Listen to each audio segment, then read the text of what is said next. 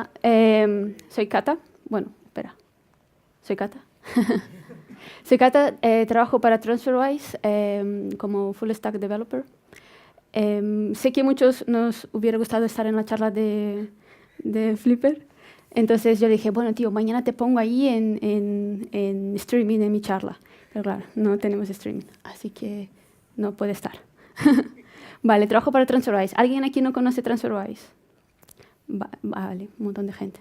Y bueno, lo que hacemos es ayudar a transferir dinero entre diferentes divisas. Por ejemplo, un caso real. Yo le mando dinero a mi hermana todos los meses de Londres a Brasil. Entonces, ¿cómo funcionamos TransferWise? Yo pongo mis libras en los bancos de TransferWise en Londres y Londres le paga a mi hermana localmente en Brasil. Entonces nos ahorramos lo que es el viaje del dinero. Por eso podemos ser más baratos. Y lo que nosotros decimos siempre es que el exchange rate que aplicamos es el de mercado. Si tú ves en nuestro site y ves en Google, es el mismo. Vale. Os cuento esto como contexto. La empresa nació hace 7 años y en Tallinn, en Estonia, y hoy en día somos más de 1.300 trabajadores en 10 ciudades del mundo. Esto es un contexto para hablar, porque voy a hablar de cómo trabajo en mi equipo, cómo trabajamos en mi equipo. TransferWise tiene varios slogans, pero una cosa interesante que me parece es que trabajamos en ese tipo de equipos pequeños y autónomos y nosotros mismos decidimos qué problema de usuario queremos resolver y marcamos nuestras métricas. Entonces, en mi equipo se llama Comparison Team. Y a mí siempre me gusta presentarme a mí y presentar a mi equipo. Esto es Víctor, Dave, que es my team lead, Josh, Phil, Marcus. Pero la foto que más me gusta es la de Dave, esta. Vale. Y os he comentado que nosotros llamamos Comparison Team. Y lo que desarrollamos es una tabla de comparación. Una tabla que compara diferentes proveedores, bancos y proveedores como Western Union, MoneyGram y así. Entonces, ¿por qué existimos? ¿Por qué hemos decidido crear este equipo? Porque nos habíamos dado cuenta en la empresa que mucha gente no sabe cómo es cobrada cuando manda dinero a otros países, ¿no? Ni siquiera sabrían que tendrían que tener conciencia de eso, ¿no? Entonces, ¿qué pasa? Porque muchos proveedores y bancos dicen, en la transferencia de dinero somos gratis, no pagas comisiones. Pero todos tienen como un asterisco, una letra pequeña. Y si lo lees, ellos dicen, vale, no somos gratis, bueno, somos gratis, pero en realidad te damos un marcado de rate, pues, donde sacamos nuestro margen. Que a mí me parece correcto, ¿sabes? Que si son empresas. Pero nuestra filosofía es, ya que me vas a cobrar, dime que me estás cobrando, en vez de, ¿sabes? Meterme la doblada por ahí. Vale, otra cosa que me había dado cuenta y me di cuenta haciendo esta presentación, que yo tampoco sabía. ¿Alguien sabe lo que es viajando en otros países, os ha pasado de al pagar con vuestra tarjeta, que el Dataphone te pide si quieres pagar en la currency local o en la tuya? ¿Sabéis qué elegir? Vale, hay que elegir del país donde estáis, porque por lo menos te engañan solo una vez. Porque el DSS nació como... la idea es interesante, la idea es que quería enseñar al usuario cuánto está pagando en tu propia moneda, ¿no? Vas a, yo que sé, a Brasil, estás pagando 50 reales de comida, quiero saber que son 10 euros, por ejemplo. Pero en verdad lo que hace esto es que le deja libre albedrío al datáfono poner el exchange rate. Y además, por ejemplo, esto lo saqué del banco... ¿Qué banco pone? Sabadell, de que ellos le dicen a sus clientes, dueños de datáfonos, que mira, y encima te puedes sacar un 0,5% del cliente, ¿sabes? Eso me parece súper injusto. Vale, entonces, nosotros mismos decimos que en nuestra página que somos hasta 8 veces más barato que un banco. Y entonces, con todas esas cosas que el cliente, pues al final se las tiene que creer, decidimos crear esta tabla de comparación. Y entonces mi charla es de decir, en mi equipo, ¿sabes lo que voy a hacer el lunes? ¿Qué usamos y cómo resolvemos este problema? Nosotros partimos de 2 hipótesis. Nosotros creíamos que eso de decir que somos hasta 8 veces más barato, la gente se lo tiene que creer, porque sin números, ¿tú qué sabes? Y luego que pensábamos que si tú veías que realmente estabas ahorrando dinero, eras más propenso a compartir esta herramienta, esta app con tus amigos y familiares. Entonces lo que hicimos fue correr un MVP y la idea era poner una tabla con datos reales en los emails de Success, cuando mandas una transferencia y te decimos, oye, tu transferencia ha ido bien, y que sepas que en un envío de 1.000 euros, este es el ahorro comparado con estos bancos. Entonces vimos que con esa tabla, que los datos son reales, pero es una imagen estática en un mail, sí que tuvimos un lift de referrals. La gente sí que estuvo compartiendo más nuestra app. Entonces eso nos dio el argumento para desarrollarlo. Vale, y entonces decimos, bueno, ¿y qué vamos a desarrollar? ¿Vamos a convertir en código esta imagen? Bueno, aunque nos funcionó así en esta prueba, nos dimos cuenta que en realidad la gente tampoco entendía tan bien lo que significaba el exchange rate, los márgenes, no, había un poco de desconocimiento ahí. Entonces lo que vimos es que, vale, tenemos que pensar en un diseño mejor, también tenemos que empezar a recolectar los datos y pensar cómo lo queremos distribuir internamente. Entonces, a producir. En TreasurEyes, antes de cualquier marcado, se corre test con los usuarios. ¿Conocéis la plataforma User Testing? ¿Alguien aquí conoce? ¿O no conoce? ¿Quién no conoce? Vale, User Testing es bien interesante porque es una plataforma donde gente random se suscribe y hay empresas como nosotros que tienen tareas que la gente se graba haciéndolas, ¿no? Entonces le decimos, oye, pues intenta hacer una transferencia. Entonces tú ves, como la persona se está grabando y está contando cómo se siente, vas viendo si el user experience tiene sentido. Otra cosa que hacemos es invitar a clientes a la oficina o vamos a tomar café con ellos y hacemos lo mismo. Hacemos test con ellos, luego le damos vouchers de Amazon y así pues ves ahí en directo cómo se sienten usando tu herramienta. Entonces, hemos visto que de esta imagen, nuestra primera iteración de diseño ya de código fue esta tabla. En esta tabla, vale, ya podías seleccionar distintos amounts y era lo más interactivo que había, pero también había un problema aquí que era que, vale, ahí estamos como los más baratos, pero tú para saber cuánto más barato eres comparado con el segundo tienes que andar calculándolo, ¿no? Qué pereza. Entonces, lo que vimos, vale, la tabla funcionaba todo un rato, pero había que pensar en un mejor diseño. Mientras el diseño estaba ahí en el horno, estábamos recolectando datos. ¿Cómo recolectamos datos? Pues hay una normativa, una directiva europea que dice a los grandes bancos que ellos tienen que proveer de APIs a terceros autorizados con sus datos. Y eso nos ayuda un montón para saber, lo único que necesitamos saber es cuánto de comisión aplican y el exchange rate que aplican. Vale, entonces ahí estamos recolectando los datos y luego estaba el tema de distribuir la tabla. La tabla decidimos hacerla en React entonces es un componente que tenía que ser instalable y para compartirlo con los equipos que la quisieran utilizar dentro de TransferWise, pero también teníamos que pensar cómo lo distribuíamos. Vale, ¿qué significa distribuir entre distintos equipos? Pues como os he comentado, que TransferWise somos equipos pequeños y autónomos, entonces el equipo que lleva la landing y el equipo que lleva TransferFlow son otros, y ellos quieren poner la tabla en su app. Entonces, ¿cómo se la instalan? Cuando cogí el proyecto, claro, todo empezó así como en la MVP, entonces lo que hacíamos era trabajar con las versiones de las tags de GitHub. Entonces, en el que quisiera ponerse la tabla, en el package.json ponía la URL de GitHub con el tag y se lo instalaba, ¿no? Pero sabéis que si hacéis así, te traes todo el repo al to Node Modules. Entonces, eso no era tan guay. Había que mejorarlo. Entonces, por lo menos, lo cambiamos hicimos el bundle y entonces lo empezamos a usar en NPM.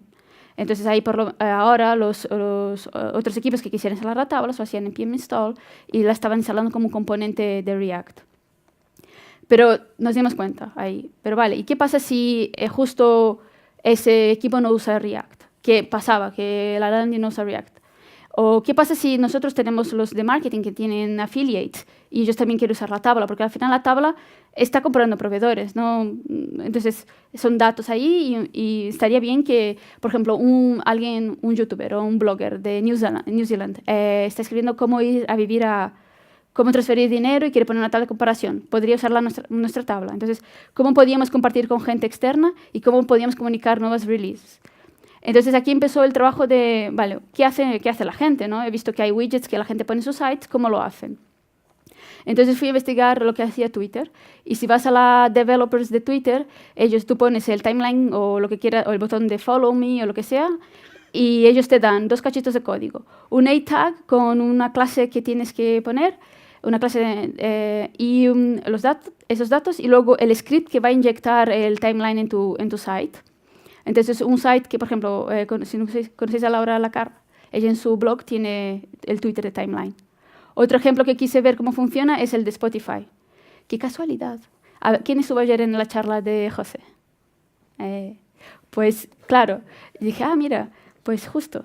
Entonces fui a ver cómo funciona Spotify. Entonces vas a una canción, por ejemplo, le copias el link, vas al site de Spotify de developers, pegas el link ahí y te da directamente el iframe. Entonces ese iframe lo pegas en tu site. Y pensé, ¿y dónde lo puedo pegar para ver si funciona? Y dije, pues lo voy a pegar en el perfil de José. Entonces fui a su perfil de usuario de la página de Codemotion y hice inspeccionar el elemento, editar el elemento como HTML, pegué ahí directamente el iframe y se renderizó su playlist. Y yo me sentí ahí súper hacker. Vale, sabéis que esto no sirve para nada porque haces reload de la página y se va.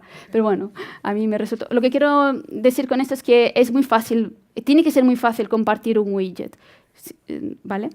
Entonces, lo que me di cuenta que lo que necesitábamos era un web plugin.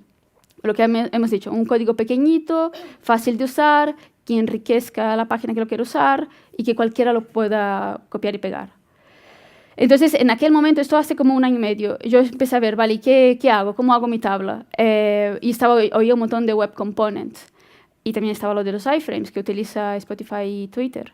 Entonces, empecé a ver, vale, ¿cómo intenté usar web components? Estaba haciendo justo el research en aquel momento. Y vi que estaba muy bien porque se quedaba todo escopiado en el component, pero cosas que no me venían muy bien era que el support entre browsers. Hoy en día no sé, no he vuelto a investigar sobre eso. Bueno, ayer lo comentamos un poco, pero eso lo descarté por eso. Luego dije, bueno, si la gente utiliza iframes, pues tendrá que ser el camino que seguir. Entonces también el iframe está genial porque se queda tu JS y tu CSS encapsulados, entonces no lican fuera. Pero lo que a mí me venía mal era el resize, porque había que escuchar un evento y tal, y se me complicaba mucho. Entonces lo que decidimos hacer es por nuestro camino, que lo llamamos de Universal Loader. Vale, ¿y cómo funciona? El Universal Loader, la idea también es lo mismo, un cacho de código pequeñito y reusable, fácil de usar, ¿no? Que es, tú tienes un HTML normal y corriente y le pones el A-tag con nuestra clase con un nombre de clase, donde tienes que proveer unos datos obligatorios, que es el amount que quieres comparar y la ruta.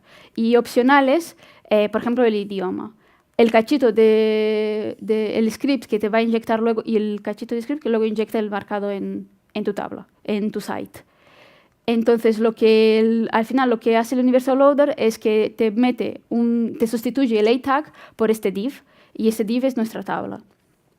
Cosas interesantes que sacamos del Universal Loader, que si el script no arranca, que falla la llamada, pues por lo menos se ve el A-tag y el usuario puede pinchar ahí. Así que cambiemos el diseño o que hagamos mejoras, como es un link, la gente va a tener esas últimas actualizaciones. Que ya como la tabla pertenece a la página, el responsive funciona. Y es muy fácil de compartir. Cosas que no salen tan bien es el SEO. El SEO no funciona y que también es fragile, ¿no? Que esto lo pongo en el site, si un affiliate lo está usando, pues no hay control donde está la tabla. Y además os estoy diciendo ahí que estoy inyectando en vuestra página mi tabla, ¿sabes? Ahí, en plan, es que nadie piensa en las colisiones del CSS, ¿sabes? En plan, toda hacky ahí. Entonces, en ese momento, claro, yo tampoco lo pensé, por eso me pegué con una pared, porque empecé a romper cosas. Entonces, ¿por qué empecé a romper cosas? ¿Cuál es el contexto? En TransferWise utilizamos Bootstrap. Es nuestro Bootstrap, con nuestros colores y nuestras cosas. ¿Y por qué lo usamos? Porque somos 1.300 trabajadores, un montón de equipos, tenemos que tener consistencia en el diseño. Y Bootstrap nos ayuda un montón. Antes que estuviera esto así, pues llegamos a tener 7 tipos de verdes para el botón Success, ¿sabes? No mola. Entonces, vale, ¿y cuál es el problema de tener Bootstrap? Que como sabemos que no hay, que los nombres de las clases se van al global space y las colisiones. Entonces empecé a entender que lo que había que hacer era copiar el CSS. Y bueno, no tenía muchos conocimientos sobre eso y empecé a leer un montón sobre todo esto relacionado con el scope de CSS o cómo procesarlo. Pero justo dio la casualidad en aquel momento que fui a un meetup sobre Styled Components. Y yo me emociono súper rápido. Me pareció genial, porque encima me pareció genial cómo la speaker presentó Styled Components. Yo había oído hablar, pero nunca me había puesto a estudiarlo. Entonces, como vimos ayer con José, pues al final los estilos se quedan en el componente tal que como vemos ahí, ¿no? Los declaramos el CSS, lo escribimos tal cual, pero dentro como de una variable JavaScript. Y eso se llama CSS in JS. Es en plan, vale, estamos justo aceptando el rollo de escribir, ¿no? Como la gente dice ahí, el HTML en el JS, y ahora me vienes a hablar del CSS en el JS, ¿sabes? Bueno, pues yo os digo cómo ella lo presentó y a mí me pareció súper guay. ¿Conocéis la herramienta de React de Create a React App? Vale, esta es antigua, porque ahora él tiene otro. Pero bueno, para el ejemplo nos vale. Entonces, creas la Create React App y este es el scaffolding, donde tienes el JS y el CSS, y al importar el CSS se empieza a aplicar las clases que has escrito ahí en tus componentes, ¿no? En tus tags. Vale, entonces, y vemos que ahí se aplica el estilo de toda la vida. Entonces vas y instalas Styled Components y empiezas a traducir los estilos a como a esos variables de JavaScript. Y coges y sustituyes, tú, por ejemplo, en este caso el header, te lo cargas y te pones el componente con los estilos. Haces un pequeño refactor, te lo pasas todos los estilos a los componentes. Entonces, al final, y lo más interesante es que puedes empezar a mandar props a los estilos. Entonces, por ejemplo, en este ejemplo, que en la Create React App tenemos el logo de React, aquí ella lo que hizo es, vale, imagínate que el estado, que la velocidad del logo, porque se movía, depende de un estado. Entonces eso lo puedes cambiar, mandas esa prop al estilo y lo cambia, ¿no? Entonces al final los estilos son partes del componente. Pero lo que más me fascinaba es que me venían los nombres de clases únicos. Y yo pensaba, pues ya está, eso ya no tengo, ya aplico mis estilos y ya no me voy a pelear, ya no me voy a colisionar con los estilos de fuera. Y cuando lo intenté aplicar, porque mi equipo me dijo, bueno, Cata, haz prueba, mira a ver si te funciona. No funcionó.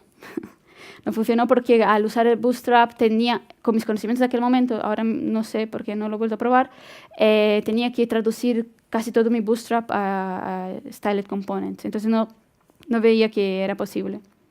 Entonces conocí lo que realmente necesitaba, que es el CSS Modules, que lo que hace es darle local scope a las clases, al nombre de clases. Eso lo haces en el step del Webpack, por ejemplo. Ahí lo configuras qué hash le quieres poner al final del nombre de tu clase. Y al final termina así. Esto es tal que así. El site de fuera, la parte de verde, tiene ese nombre de clase y yo también tengo el mismo, pero como el mío va con un hash, ya no nos pegamos. Entonces guay. Entonces habíamos visto que esa era la tabla que habíamos hecho al principio. Y esta es la tabla como se ve hoy en día. Entonces, hemos mejorado algunas cosas, como que ahora puedes jugar con las rutas, puedes elegir distintas rutas. También puedes poner distintos amounts, porque en la primera había 3. Y lo que hemos puesto también es la diferencia de precio entre el más barato y los siguientes.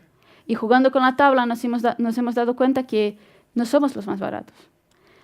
Entonces eso también trajo un debate interno, en plan, en la empresa, diciendo, espera, ¿y qué hacemos, no? Cuando no somos los más baratos? En plan, ¿no enseñamos la tabla o quitamos el proveedor? Y en verdad, nosotros pensamos que en TransferWise se habla mucho de para enviar dinero el cliente tiene que confiar en ti, ¿sabes? Tiene que confiar en darte su dinero. Y también buscamos ser los más rápidos posibles. Buscamos tener la cobertura de las rutas y que sea fácil, que la app sea sencilla de usar. Y también nosotros, nosotros tenemos que ser transparentes. Y eso se reafirma mucho más cuando vemos un tweet como que este usuario dice que nunca se había esperado que su banco dijera que puede encontrar soluciones más baratas fuera, y como nosotros somos transparentes diciendo eso, pues que ese usuario se quedaba con nosotros. ¿Y de qué habla? Habla, por ejemplo, que en este caso que Western Union nos gana por 3 euros. Tenemos un disclaimer aquí que decimos, vale, sí, ellos son más baratos, pero ten en cuenta que igual están corriendo una promoción o es algo puntual. ¿Y por qué decimos eso? Porque llevamos bastante tiempo recolectando datos. Y cuando tienes un montón de datos puedes analizar. ¿Y qué hemos visto con el análisis? Hemos visto que, claro, que hay que tener cuidado cuando no cobran lo mismo cuando es fin de semana. No cobran lo mismo cuando se acercan Navidades. Si haces GBP Euro, ellos cobran unas comisiones y si es al revés, cobran otro. Y eso pasa con muchos proveedores que una ruta la tiran, pierden dinero, pero porque están ganando en otra. Y nosotros, ¿sabes? Decimos, no, nosotros cobramos comisiones. Estas son, siempre sabes cuántos son. Y el exchange rate es el que sale en Google.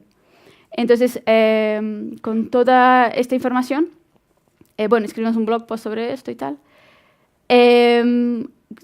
¿Cuál es el futuro ahora, ¿no? Seguimos trabajando en esta tabla. Este es mi equipo, lo que hacemos. Lo que queremos hacer ahora es hacer la tabla más agnóstica a nuestros colores. Porque, como he comentado, al final es comparar proveedores, como un Skyscanner de los bancos. ¿Por qué necesita tener nuestros colores? Y si la hacemos agnóstica, cualquier uno la puede poner. Y si somos los más baratos o no, vamos a salir ahí igual. Y eso es todo. Voy tan rápido.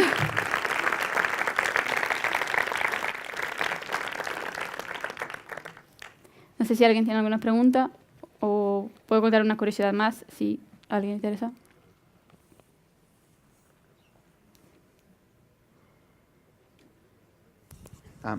Bueno, Escata, gracias por la charla muy interesante. Una pregunta con respecto a los web components. ¿Por qué exactamente decidisteis rechazarlos y no pensasteis en poner, por ejemplo, web components y polyfiles? ¿O utilizar alguna librería que te facilitara la compatibilidad de los componentes entre los diferentes navegadores, como puede ser, por ejemplo, Polymer? Sí, justamente cuando estaba con Web Components, le escribí un mail a Jesús Vélez, que dio charla aquí también, ¿no? Ayer. Y le escribí, le pedí, porque él sabe un montón, y le pedí como el estado del arte. Así unas ideas, no solo para ver si yo, sigo ahí en la lucha intentando utilizarlos, porque me parecía una idea buena, o descarto. Y quería eso pinceladas, me mandó un mail así, con un montón de información. Fue genial. Pero yo lo veía complejo, ¿sabes? Lo estaba haciendo, no sé, quería sacarlo. Yo lo veía un trabajo que me estaba estaba pasando de mis capacidades. No veía fácil integrarlo. Estaba casi más o menos sola haciendo esa parte y desistí. La verdad es que lo intenté durante un tiempo y simplemente desistí. Pero ya te digo, ya hice research. Le fui a preguntar, me leí mitad de internet, pero no conseguí. ¿Alguien más? Hola, buenas. Gracias por tu charla. Para empezar, es que he pasado un poco por lo mismo que estás pasando tú. Y aparte del tema de Web Component que hablaba el compañero, yo estoy intentando apostar también por Web Component. Entonces tenía la duda de por qué no lo habías al final decidido. Ya has respondido. Y para el tema de compartir componentes entre diferentes equipos y diferentes proyectos, hay una librería que a mí me gusta mucho que se llama Bit, que te permite sincronizar todos los proyectos que estén usando esa librería. Y es más que instalártelo como un clásico NPM y usarlo en los diferentes proyectos. Si no me equivoco, te sincroniza el código, lo puedes usar en mobile, lo puedes usar en web, en diferentes lugares, y creo que va bastante bien. Así que si quieres investigar, se llama Bit. Bit, vale. Igual luego te pregunto más detalles. Una cosa que también no comenté es que os he dicho que usamos el Universal Loader y yo quería que todo el mundo usara el Universal Loader, ¿no? Te creas ahí. Porque al final el software, la cosa es que la landing y el TransferFlow, ellos utilizan todavía el NPM por NPM, y yo pensaba, joder, ¿por qué no utilizar el Universal Loader yo creía que era todo ventajas? Y me di cuenta con el tiempo que no, que es mejor que lo usen así porque es mucho más pausada la actualización, porque imagínate que yo meto la pata, actualizamos mal la tabla, claro, como inmediatamente la tendría en la landing, pues igual justo en la landing de nuestro site, de nuestra empresa, meto un bug increíble. Entonces, el hecho de que la sigan instalando por NPM, a mí al final me resultó más seguro que mandar mis scripts ahí por, ¿sabes? Directamente. Eso fue una lección aprendida también con el tiempo.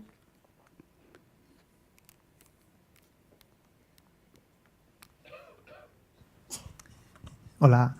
¿Tuvisteis problemas con estilos que estaban siendo aplicados en la página, pero que luego sobreescribían los vuestros? Por ejemplo, estilos que pudieran aplicar a los divs, a los spans, a la fuente. O sea, ¿tuvisteis que reescribir o de alguna forma sobreescribir esos posibles estilos que estaban aplicando en la página? Sí, fue al copiar ahora con CSS Modules ya no nos pegamos, pero sí que ¿por qué descubrí eso? Me descubrí justamente porque yo estaba usando una versión de Bootstrap y el site host estaba usando otra y de repente yo me había cargado los estilos de la otra página o al revés. No, porque como es cascada, ellos me estaban, dependiendo de quién venía primero, se estaban cargando los estilos. Y hasta entender lo que estaba pasando pasó bastante rato y lo conseguí solucionar con eso, con CSS Modules. Lo que me pasa también ahora es que cuando utilizo librerías internas, ¿no? Por ejemplo, el selector lo hace otro equipo y es un componente de React. Yo necesito que las clases que tengan ellos aplicadas se les pueda convertir en variables de CSS Modules. Entonces, yo tengo que modificar sus librerías para que acepten como props mis clases. Entonces así puedo inyectar ese hash, que sí, al final sus clases las puedo convertir en hash con CSS Modules. Es decir, no sé, hay veces que pienso que no sé si es lo más limpio del mundo, pero no sé cómo trabajar de otra forma. No sé cómo cómo unir distintos componentes y no tener problema con los estilos. De momento lo estoy solucionando así.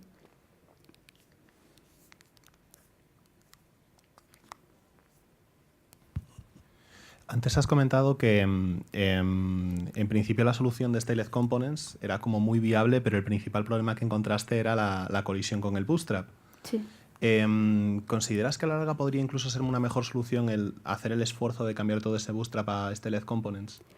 Yo creo que sí, porque justamente el equipo que lleva el Style Guide, ellos están traduciendo un montón de partes de Bootstrap a Styled Components. Y se están dando el trabajo de hacer eso. Yo estoy expectante, o sea, yo prefiero usarlo de esa manera. La verdad es que no sé mucho más de cómo lo están haciendo, pero creo que me facilitaría mucho la vida también, porque yo intenté como el Universal Loader lo tengo que hacer un bundle con todo. Por ejemplo, en NPM yo no meto React o React DOM, ¿vale? Sabéis que en Webpack puedes poner los externos y no te los mete. Pero para el Universal Loader necesito meter todo porque el que lo va a instalar no los tiene. Entonces, para intentar hacer menor y menor el JS y el CSS, mi Bootstrap solo importo los less que hacen falta. Y sería mucho más guay que yo pudiera importar, claro, que los componentes estuvieran ya con sus estilos. Entonces yo creo que lo están haciendo, lo he visto, y cuando estén hechos yo creo que lo voy a importar.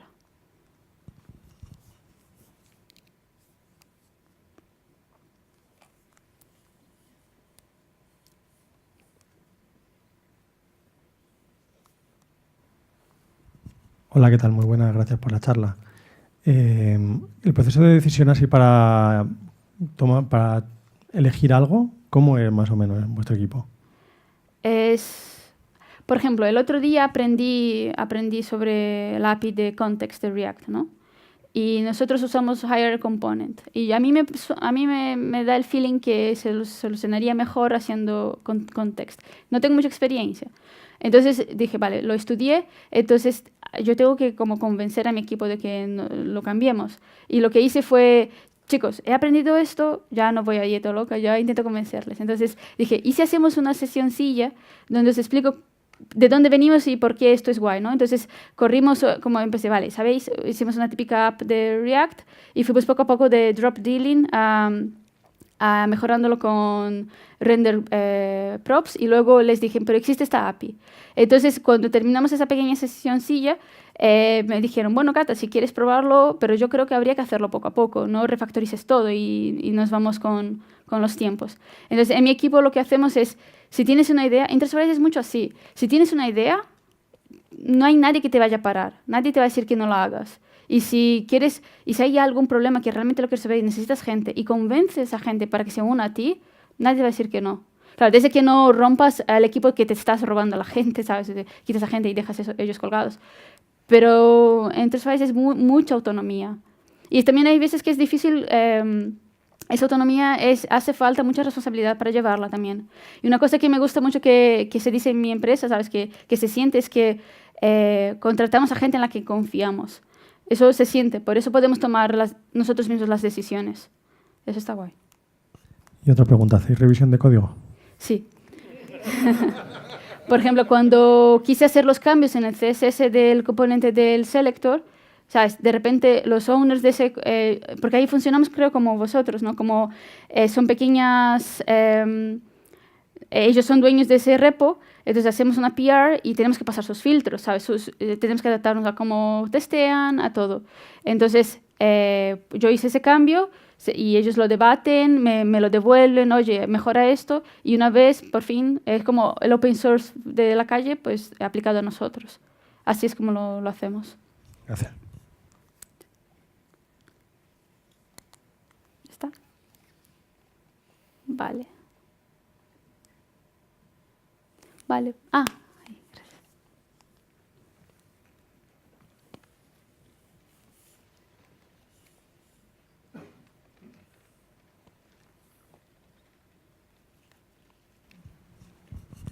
Hola, Cata. Gracias por la charla.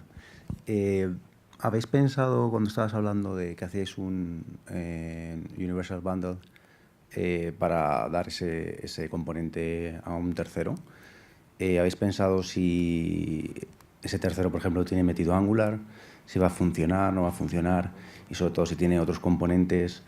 Porque he entendido que estás metiendo ahí todo React, ¿no?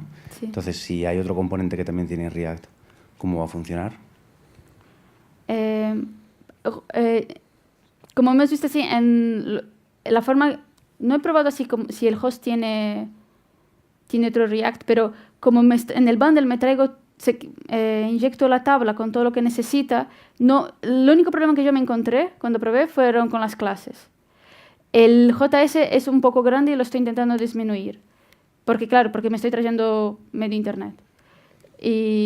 Pero sí, aparte del nombre de las clases, no he visto problema así con que el host utilice otra cosa. Si el host utiliza React y quisiera instalarlo como componente de React, yo creo que sería más la forma. Pero el Universal Load está pensado más como una single page application, ¿sabes? Una cosa o algo así que simplemente puedes poner un script. Y solo hemos probado internamente, ¿no? Tenemos un affiliate que ha usado la tabla en su site y eso está guay porque te va reportando bugs o cosas así, pero no, mucho más no lo he probado. Vale, gracias. Gracias a ti. ¿Hecho? Vale. ¿Ya está, no? Ok. Gracias.